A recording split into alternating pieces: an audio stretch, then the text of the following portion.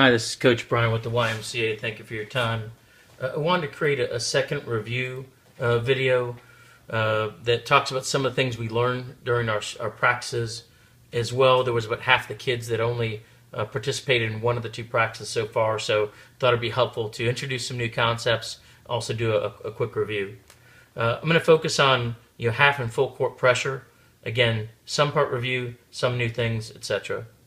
So when I'm on the floor kind of going crazy, screaming things, I'm going to say either help 1 or 2. Help is in half court, and 2 is in a 2-2-1, or 1 is in a 1-2-2. So we're just trying to avoid the obvious 40 calls that most people use for half court.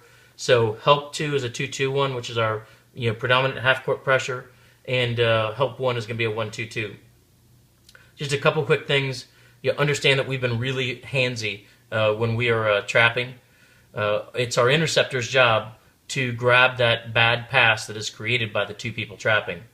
So every time they turn their body, every time they put the ball low, our goal is to get our bodies closer and closer while we're trapping, not reaching in and creating a quick, easy foul.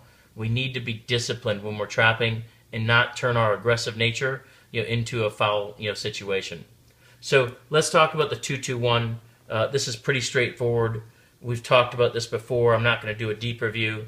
Net, everyone can only move 2 places.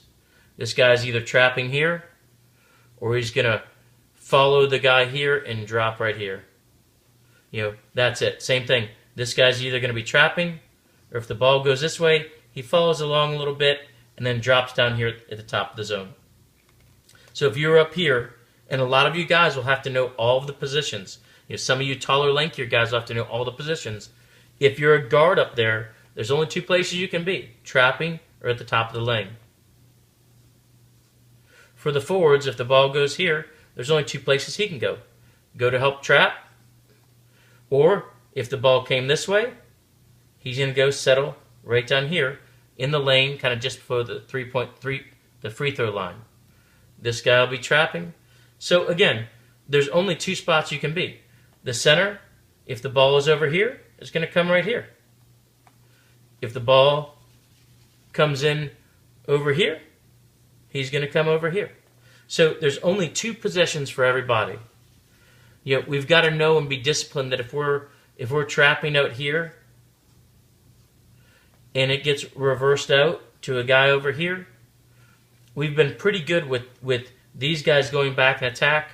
This guy's done a good job of going here. So now we look like this. And these guys have to come back here. And they've done a pretty good job. What we've done an excellent job is when the ball comes down here, this guy's been closing out just as he should. This guy's been dropping, and this guy's been dropping. We just got to make sure the guys that are trapping, get back to their zone. Again, a lot of this has been done, very well by the team with limited exposure. The real key is when stuff hits the ground and things are going crazy, can we go from a guy coming out here and these guys coming down here and people coming back here? Can we take this and once they get the ball and let's say they shoot it and rebound, they bring it out here, how quickly can we get back to our base offense? It's going to take a little bit of time, a little bit of communication. Help 1, so that was help 2 because there's 2 people here. Help 1 is going to be a 1-2-2.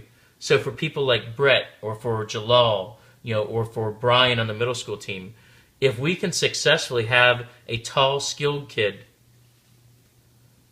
serve the same purpose as the 2 guys, it allows us to take away the areas where we are weak with the 1-2-2. You should all know from the other video that the 1-2-2 is very weak here. We've got our guards and forwards up here and a lowly center here.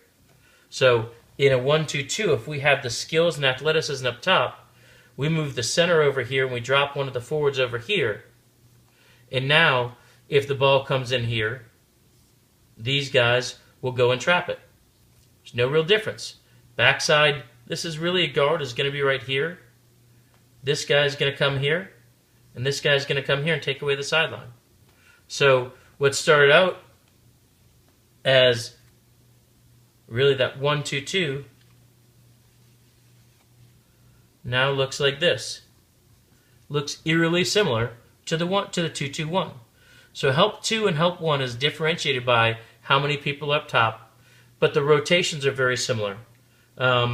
If the only real difference is if he got the ball out over here, normally these two guys are trapping a 2-2-1, but because the 1-2-2, this guy's going to come up here, and the original lead dog in the center is going to come over here, and they're going to try to initiate that trap, all right? So this guy came over here. This guy came over here, and they're setting the trap. So he came from there. He came from there. This guy no longer exists. So what's going to happen? This guy's going to come here just like we normally would. This guy's going to come out here, and this guy's going to replace him. So he could even come out a little further. So it looks very similar to the 2-2-1. The only difference, again, is we're shoring up our strength along that baseline, putting 2 bodies down there instead of 1. So very important. Help 2, help 1, making sure we're rotating when they reverse the ball and everything like that. Let's talk about full court pressure. There is an entire video that talks about the diamond press, even though it differs a little bit from what we practiced on Saturday. I don't have time, I think, in this video to go over all of the details. What I wanted to do was talk about the different variations of the full court press. So with this, I'm calling it 50. Again, I'm just trying not to use the same names that everyone uses in 40 and 80. So 50 is F. 50 for F, full court press, and 0 is really our base diamond press. So we said that the madman right here was going to shade the inbounder to try to get him to get the ball in here. We said we'd have 2 wings, someone in the back, and a center. So this is the base 50. This is our normal diamond press. Ball comes out here, these guys go attack it, this guy rotates, this guy rotates. You guys are interceptors, okay? So you've got to be careful when we rotate like that. If he were to pass the ball all the way out to here, we can't just have you go and attack that. Can't do it. Because in all reality, there's probably another guy right here. Now you can kind of go over here and stunt and move back, stunt and move back. So as this guy's moving and this guy's moving, you're constantly staying in the middle of them until your madman has a chance to come over and help you. So you're just buying some time, to trap. The wing that was over here now rotates over here. So it's the same thing we practiced. Again, I don't have time to go through all the particulars. You all were very good at it. The big thing was the back row interceptors. If the ball came out, we've got to be watching where our madman is. Hey, if he's ready to go and he's being lazy, we can attack right away. We just have to make sure we have some common sense about how we re-attack in that pressure situation. So that's 50. It's exactly everything that we talked about. Nothing changes. With 51, we might even start off with our madman on the ball, but as soon as he gets the ball, he's going to drift up and go right here. The 2 wings that were about with the free throw line extended a little back are going to come here. And this guy's probably going to stay right where he's at. The back man is going to come back. All we're doing is we're going to let them get the ball in, and we're just going to retreat a little bit. We're going to see what they're doing, because after 2 or 3 times, they're going to have a guy here, and what they're going to do is they're going to inbound to him, they're going to have a guy here, and he's going to come through here and he's going to hit him. It's fairly straightforward on how you break this pressure. So what we're going to do is now we back the guys up a little bit, and we have the opportunities. He's coming out to still attack. You guys would rotate just as normal. There's nothing changes.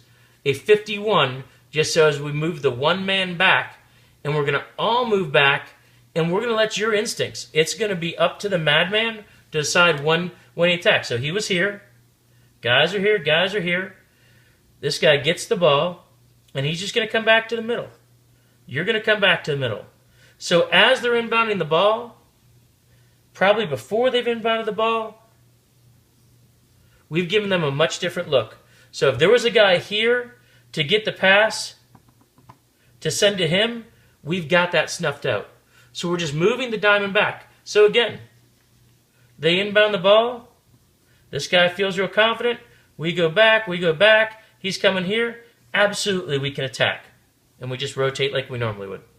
So that's 51. 51 is the one man is moving back. Let's talk about 52. Again, doesn't change a whole bunch. We're gonna have our madman here, our back guy here, and our wings here. The difference is, as soon as the ball is brought in, these two guys are going to sprint to the corners. And he's going to harass the ball carrier, and this guy's going to rotate over. If they've got a bunch of guys they can pass to, it's your and the madman's call as he comes up if we want to try to attack him. If our madman's got him, and it turns out to be nothing more where they both advance, and so they're here, we can decide whether or not to trap. You basically fall back into a 2-2-1. The point is, we're not going to be overly aggressive. I'm going to leave it to the madman's key. If you see that the madman backs up, the X is coming out here, you've backed up, and the madman decides to go, then you need to come. And then the other two guys will rotate to take away the passing lanes. It's just trying to disrupt their easy ability to beat the diamond press. So that is 52. 52 because the two guys are dropping back. Okay? I don't even care if we pressure. I just want to mix it up so they never know what we're going to do. Last but not least is a 54. Nothing changes. This is our base 50. Nothing looks different. The only difference is if they don't have a guy that's sitting down here low, we're going to sneak this guy right up here and this guy right down here. So now we've got what looks like a 1-2-2. If they start sneaking someone, you've got to fall back with them. But essentially when the ball comes in and these guys pressure, and this guy comes over here, he's here, he tries to hit this guy. They haven't seen you the whole time. He tries to make an easy outlet. We've got the ability to capture that. So again, this will be probably a forward that we have in there opposed to one of our normal centers. We'll probably have a forward playing here, and we'll sneak him up here. So if they try to sneak in an easy pass, we can play interceptor. With all of these, you got the opportunity to get burned. As I've always said, if we get more turnovers that result in the buckets opposed to buckets that we give up based on them beating the press, then we win. So make sure when you come into practice you understand help 2, help 1, and that you understand the differentiation between 50, 51, 52, and 54. Thank you.